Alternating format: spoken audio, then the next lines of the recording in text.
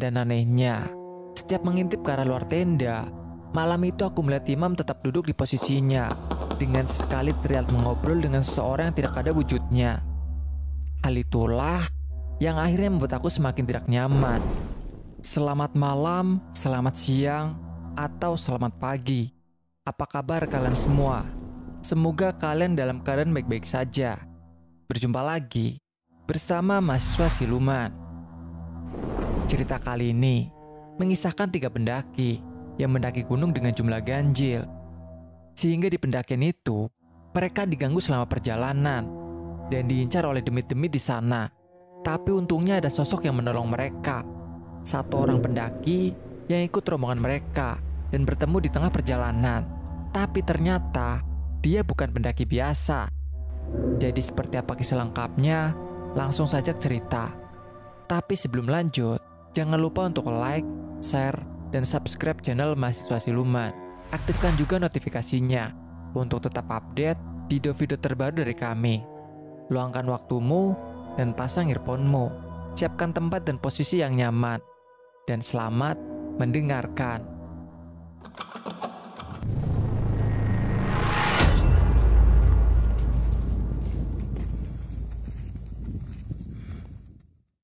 Pengalaman waktu itu tentu saja menjadi pengalaman yang tidak akan pernah bisa aku lupakan dalam hidupku. Bahkan, bisa dikatakan sejak adanya kejadian tersebut, aku yang sebelumnya hobi mendaki gunung, saat itu seketika berhenti mendaki, hingga saat ini. Rasa trauma dan takut tentu saja ada. Bagaimana tidak? Andai saja waktu itu tidak ada di rombongan kami, mungkin saat ini aku tidak akan di sini dan berbagi cerita seperti ini. Perkenalkan, namaku Arya. Aku adalah seorang karyawan di perusahaan ternama yang ada di Indonesia. Pendakian waktu itu terjadi ketika aku masih berusia 25 tahun. Aku yang belum bekerja seperti sekarang ini, tentu saja masih suka mendaki ke sana kemari demi menyalurkan hobi yang memang sudah aku gemari sejak aku duduk di bangku sekolah SMA negeri. Masih sangat teringat jelas di kepalaku. Malam itu adalah di mana aku dan kedua rekanku hendak mendaki gunung yang ada di kotaku. Waktu yang menunjukkan sudah pukul 7 malam dengan disertai hujan yang turun sama sekali tidak menyurutkan niatku untuk menaklukkan gunung yang memang sudah lama tidak aku daki itu. Kita berangkat malam ini, Gar, ucapku sambil memasukkan barang-barangku satu persatu ke dalam carrierku. Iya wis, Senin aku ada acara bro. Jadi kita naik malam ini dan turun besok pagi. Jadi sampai di rumah, aku masih bisa istirahat, ucap Tegar sambil menyalakan sebatang rokok yang ada di tangannya. Ini kita cuma bertiga nih, temen lu gak jadi ikut Gar, sahut Johan yang saat itu juga terlihat sibuk mengotak-atik ponselnya. Enggak jadi bro, ada acara mendadak katanya, jawab Tegar singkat. Nggak apa-apa nih kita mendaki bertiga aja. Lu juga tahu kan, pantangan di gunung ini gak boleh mendaki dalam jumlah ganjil, ucapku. Mudah-mudahan sih aman. Alah, asal kita nggak ganggu aja bro. Bismillah aja deh, jawab Tegar santai. Mana hujannya deras banget lagi, sahut Johan. Udah, jangan banyak omong. Ayo berangkat, jawab Tegar dengan mulai mengangkat tas punggungnya. Kemudian diletakkan di atas motornya. Dan benar, Sabtu malam itu, kami bertiga benar-benar berangkat menuju pos pendaftaran untuk mendaki gunung yang memang terletak tidak jauh dari tempat tinggalku saat itu. Selama perjalanan, tentu saja aku dan rekan-rekanku sudah ditemani guyuran hujan yang saat itu turun dengan sangat lebat. Bahkan, jas hujan yang kupakai seolah tidak berguna sama sekali, mengingat semua pakaian yang kukenakan tetap saja dalam keadaan basah. Dan seiring berjalannya waktu, akhirnya aku pun sampai di pos perizinan yang ada di kaki gunung ini. Namun sayangnya, saat itu kondisi pos sangatlah sepi. Hanya ada satu buku tamu yang tergeletak di meja depan pintu, dengan satu penjaga yang terlihat tertidur pulas di atas kursi panjang yang ada di dalam pos waktu itu. Kok sepi ya Gar? Terus gimana nih? Ucap Johan. Ya iyalah sepi, orang hujannya lebat kayak gini, sahutku. Hus, diem. Kita isi aja nama kita bertiga di buku tamu itu. Diem-diem, terus kita naik deh. Hehehehe, biar kagak bayar. Mumpung penjaganya lagi tidur, ucap Tegar. Dan akhirnya, setelah Tegar selesai mengisi nama kita bertiga, aku pun malam itu memulai pendakianku. Di awal pendakian, semuanya nampak biasa-biasa saja. Trek yang licin dengan hujan yang tidak berhenti turun tentu saja membuatku sangat berhati-hati dalam melangkahkan kaki. Terlebih lagi, pandanganku malam itu juga mulai terbatas, ditambah sorot lampu senter yang memang menyala dengan sangat kurang terang. Hingga akhirnya, sekitar pukul 10 malam, aku dan rombonganku pun sampai di sebuah tempat istirahat yang bisa kami sebut dengan sebutan pos 1. Malam itu, di pos tersebut, aku sama sekali tidak melihat satupun pendaki lain selain rombonganku. Semuanya nampak sepi, seolah hanya aku dan rombonganku yang saat itu mendaki gunung itu. Kita diriin tenda di sini dulu yuk. Kita makan malam sambil istirahat. Badanku gemeter kedinginan nih, ucap Johan. Setelah mendengar keluhan Johan, akhirnya aku pun setuju untuk mendirikan tenda sementara agar aku dan rekan-rekanku bisa sedikit beristirahat. Dan disinilah semua cerita ini dimulai.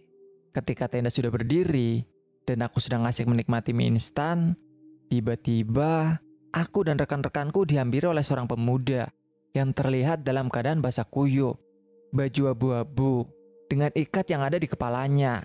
Masih kuingat dengan jelas jika waktu itu dia memang datang menghampiri tendaku. Mas, permisi, boleh gabung? Saya nggak bawa jas hujan, ucap laki-laki tersebut dengan keadaan yang terlihat sangat kedinginan. Oh iya mas, silakan. Sini langsung masuk ke dalam saja mas, jawabku. Dan singkat cerita, akhirnya dia pun masuk ke dalam tendaku. Dan akhirnya kami pun berkenalan. Malam itu, dia mengaku bernama Imam. Dan anehnya, dia juga mengaku mendaki gunung tersebut hanya seorang diri, tanpa ada satupun orang yang menemani. Nama saya Imam mas, saya sendirian di sini, ucapnya mengawali pembicaraan. Naik sendirian malam-malam mas, sahut Tegar. Iya mas, hehehe, jawabnya. Ya udah, kita gabung aja mas biar rame, usul Johan. Iya mas, niat saya juga mau gabung sama kalian. Kalian cuma bertiga kan, bahaya loh mas, imbuhnya.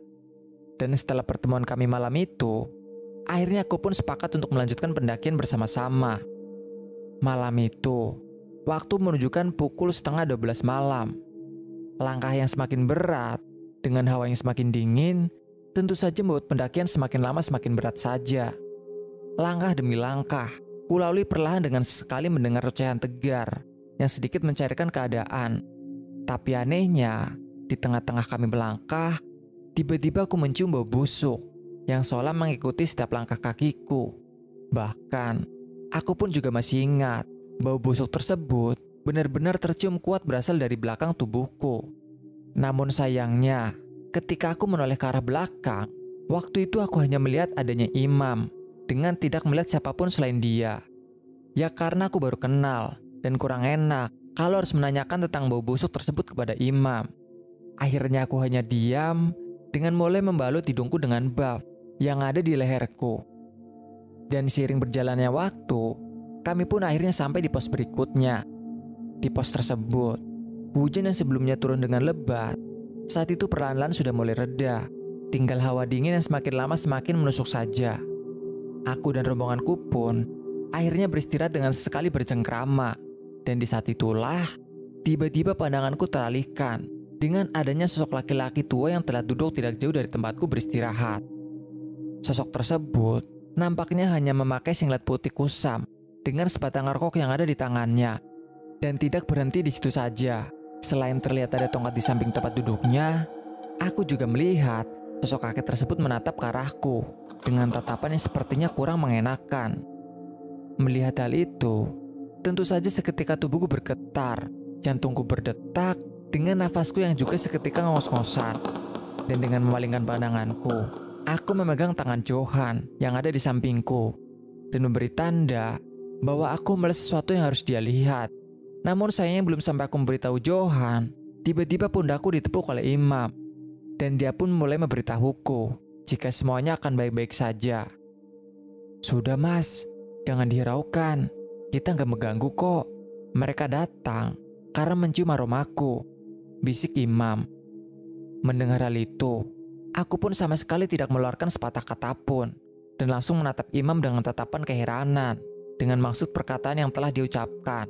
Di sini saya hanya membantu biar jumlah kalian genap, imbuhnya.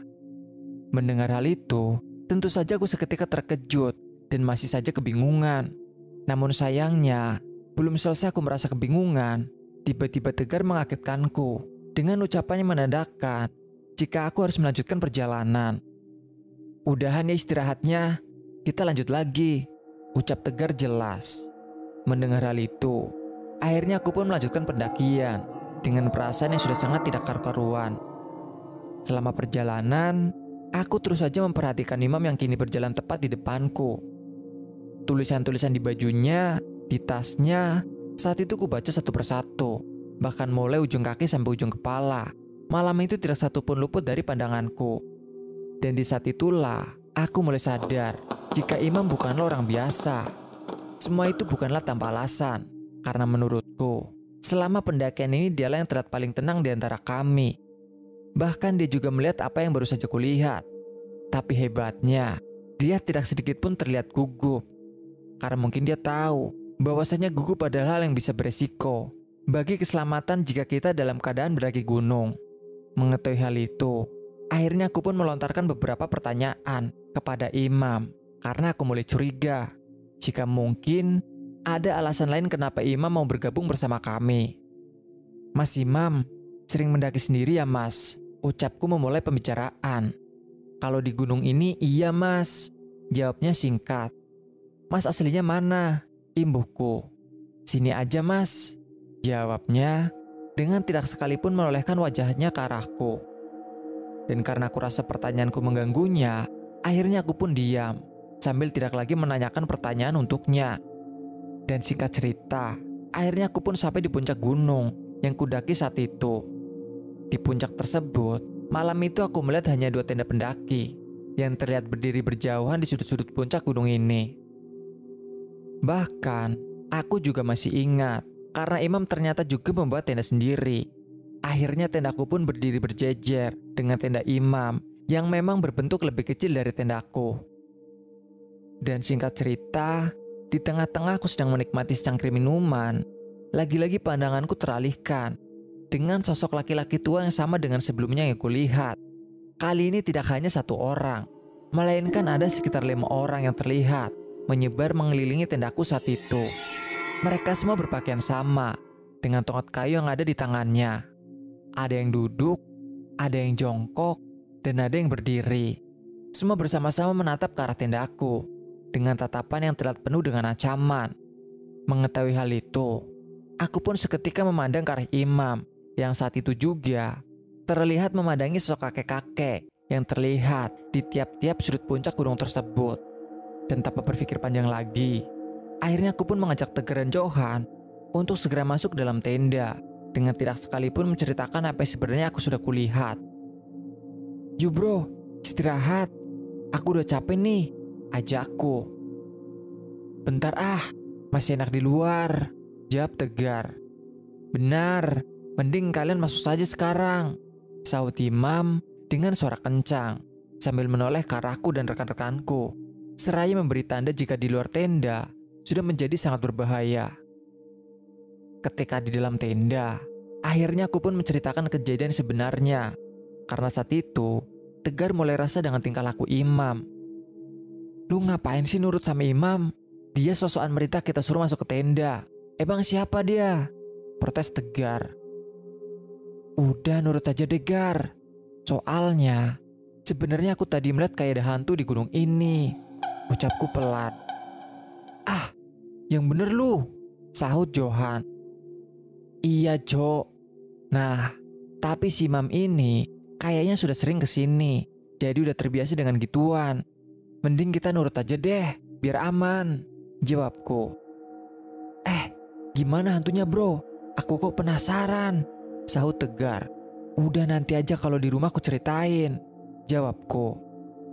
Dan setelah obrolan di dalam tenda malam itu, akhirnya kami pun tetap bertahan di dalam tenda, dengan sesekali mengintip ke arah luar tenda, untuk memastikan keadaan tetap baik-baik saja. Dan anehnya, setiap mengintip ke arah luar tenda, malam itu aku melihat Imam tetap duduk di posisinya, dengan sesekali terlihat mengobrol dengan seseorang yang tidak ada wujudnya. Hal itulah yang akhirnya membuat aku semakin tidak nyaman dan tidak berani lagi untuk keluar dari tendaku malam itu. Bahkan, malam itu aku juga sekali mencium bau busuk yang tercium lebih menusuk. Dan tidak hanya aku, kali ini Johan dan Tegar pun juga ikut mencium bau busuk yang memang sebelumnya sudah kucium tersebut. Dan tidak berhenti di situ saja. Malam itu aku juga mendengar tiba-tiba ada seorang yang berjalan pelan mengelilingi tendaku, dengan sekali melempar tendaku dengan gumpalan tanah yang kuduga kuat. Semua itu memang sengaja dilakukan untuk menggangguku dan rekan-rekanku. Detik demi detik, hingga saat ini pun masih teringat jelas di ingatanku. Waktu seolah berjalan sangat lambat, ditambah dengan sekali suara auman, tangisan, hingga teriakan. Saat itu benar-benar terdengar jelas dari arah sekitar tendaku. Aku dan kedua rekanku malam itu benar-benar sangat ketakutan, dengan tubuh yang tidak bisa berhenti gemetar tidak karuan. Botol air mineral sudah penuh dengan air kencingku, dengan makanan yang tetap utuh di dalam tenda ini. Benar-benar menandakan jika malam itu kami sama sekali tidak berani keluar dari tenda dan hanya bertahan di dalam tenda meskipun apapun yang terjadi. Bahkan kami juga sempat bergilir mengintip ke arah luar untuk melihat apa yang sebenarnya terjadi. Dan kali ini bukan hanya aku, akhirnya semua melihat apa yang sebenarnya sudah kulihat. Sosok kakek-kakek tua dengan tongkatnya malam itu ternyata sudah terlihat duduk tidak jauh di depan tenda kami. Dan tidak hanya itu, Johan pun mengaku juga melihat ada sosok perempuan berambut panjang yang juga sedang menatapi tendaku, dengan sesekali memutar-mutar lehernya ke kanan dan ke kiri. Malam itu tendaku benar-benar seolah dikepung oleh makhluk halus, penunggu gunung tersebut. Mereka secara bergiliran menggangguku, bahkan memanggil-manggil namaku agar aku mau keluar dari tendaku saat itu. Dan singkat cerita, setelah semalaman bertahan, akhirnya sekitar 5 pagi, aku mulai berani membuka tendaku karena aku mendengar suara pendaki lain yang terdengar tertawa riang seolah menyambut matahari terbit yang sudah menjadi ciri khas dari gunung ini. Namun anehnya, setelah aku membuka tenda, pagi itu tiba-tiba aku tidak lagi melihat adanya tenda yang berdiri selain tendaku. Kondisi puncak sangat sepi, dengan hanya ada sisa-sisa snack dan sampah yang berceceran di sana-sini. Dan tidak hanya itu, tenda Imam yang sebelumnya tepat di sampingku pun malam itu juga tiba-tiba menghilang entah kemana. Padahal seingatku, semalam aku, Johan dan Tegar tidak ada yang tidur sama sekali. Jika Imam turun dulu, mungkin salah satu dari kami pasti ada yang mendengarnya. Tapi ini tidak. Tidak ada satupun dari kami yang mendengar suara Imam membereskan tendanya. Bahkan kami semalaman hanya mendengar suara-suara yang terdengar sangat menyeramkan. Mengetahui semua itu, akhirnya aku dan kedua temanku pun bergegas membereskan tendaku untuk segera pergi meninggalkan gunung yang kudaki ini. Ditambah suara tawa pendaki lain yang sebelumnya terdengar sangat jelas pun saat itu ternyata juga tidak ada wujudnya. Hal itu tentu saja membuat semakin mempercepat tanganku membongkar tendaku agar aku bisa segera pergi dari gunung tersebut. Dan setelah semuanya selesai, akhirnya kami bertiga pun berjalan turun dengan langkah yang lebih cepat dari biasanya. Tidak ada lagi candaan dari Tegar maupun ucapan dari Johan. Kami bertiga hanya diam dengan terus menatap ke depan dengan perasaan yang sudah sangat ketakutan. Dan anehnya, setelah beberapa lama aku berjalan, tiba-tiba aku mendengar suara teriakan kencang dari arah belakang. Yang setelah aku toleh, ternyata sumber suara tersebut adalah Imam yang berteriak dengan melambaikan tangannya dari kejauhan, seraya mengucapkan selamat tinggal. "Woi, hati-hati ya!" teriak Imam dengan terus melambai-lambaikan tangannya. Mengetahui hal itu, tentu saja aku pun seketika berlari kencang dengan diikuti Johan dan Tegar. yang juga ikut berlari karena ketakutan. "Ya Allah, tolong!" teriakku dengan terus berlari tidak berhenti. Dan akhirnya, setelah beberapa jam lamanya, aku pun sampai di pos pendaftaran. Yang selanjutnya kami pun ceritakan apa yang sudah terjadi kepada kami. "Di sini memang pamali mas, kalau naik gunung dengan jumlah ganjil. Kalau maksa naik, akhirnya ya gitu. Kalau nggak diganggu, ya pasti ada yang ikut gabung. Saya kemarin gak lihat waktu kalian naik sih. Kalau saya lihat waktu kalian mau naik dengan jumlah ganjil, pasti saya tahan dulu, nunggu rombongan lain," terang petugas loket. "Ya mana ada rombongan lain pak, orang kemarin hujannya deras banget. Kalau bapak tahan saya, pasti ujung-ujungnya saya nggak jadi naik. Toh nggak ada pendaki lain selain kami di atas, sampai pagi ini. Saya turun tadi juga, nggak ketemu pendaki yang lagi naik kok pak," sahut Tegar lugas. "Loh, kata siapa sepi mas? Ini kan hari Minggu, nggak mungkin lah gunung ini sepi. Ini loh lihat, hari ini ada 48 pendaki yang naik, termasuk kalian. Yang naik hari Sabtu kemarin, ada 35 orang. Dan yang naik pagi ini, baru ada 10 orang. Lah itu lihat, semua kendaraan juga diparkir sebelah pos ini," jawab petugas pos pendaftaran dengan menunjukkan buku registrasi pendaftaran kepada kami. Mendengar hal itu, tubuhku seketika lemas dengan tidak lagi mengerti apa yang sudah terjadi. Semuanya nampak sepi di mata kami, namun sebenarnya banyak pendaki lain yang sedang mendaki gunung ini. Dan setelah semua kebingungan kami belum kami pahami, akhirnya aku pun mengajak semua rekan-rekanku segera pergi meninggalkan gunung ini.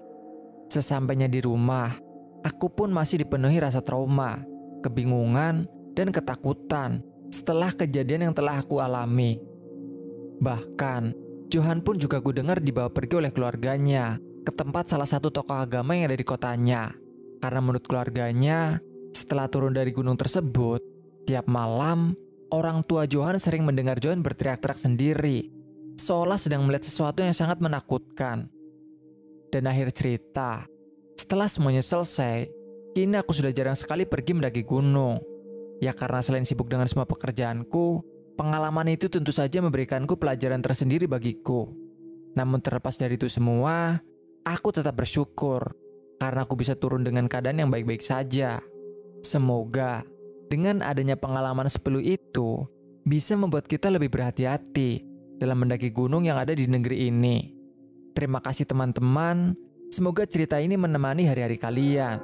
Sekian, terima kasih. Jika kalian punya cerita seram, mistis, yang ingin kalian bagi, atau ingin menjadi narasumber langsung, kalian bisa langsung menghubungi kami. Dan juga, jangan lupa subscribe channel lain kami. Linknya ada di bawah. Semoga video ini menghibur dan bermanfaat. Sampai jumpa di video kami selanjutnya. Salam lestari, mahasiswa siluman.